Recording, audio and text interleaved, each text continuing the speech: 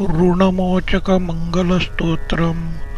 मंगलो भूमिपुत्रश्च ऋणहर्ता धनप्रदः। स्थिरासनो महाकाय सर्वकर्मावरोधकः। लोहितो लोहिताशश्च सामगानां कृपाकरः। धरात्मजा कुजो भौमो भूतिदो भूमिनन्दनः। अंगारको यमश्चैव सर्वरोगोपहारकः। वृष्टे कर्ता अपहर्ता च सर्वकामफलप्रदः।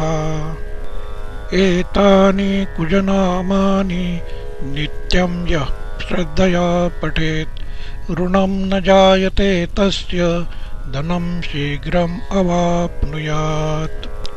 धरणिगर्भसम्भूतं विद्युत्कान्तिसमप्रभं कुमारं शक्तिहस्तं तं मङ्गलं प्रणमाम्यहम्। स्तोत्रम् अंगारकस्यैतत् पठनीयं सदा नृभिः।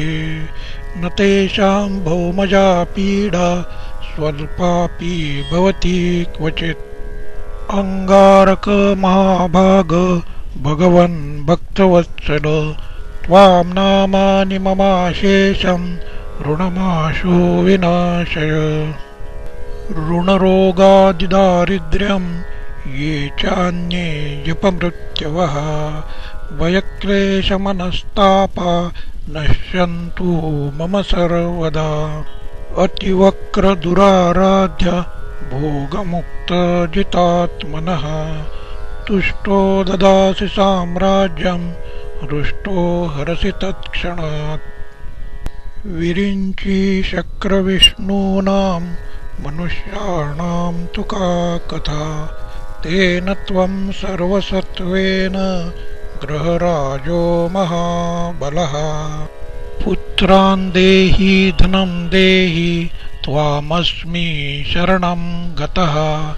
ऋणदारिद्र्यदुःखेन शत्रूणां च भयात् ततः। एभिर्द्वादशभिर्श्लोकैर्यस्तौति च धरासुतं महतीं श्रियमाप्नोति यपरो धनदो युवा।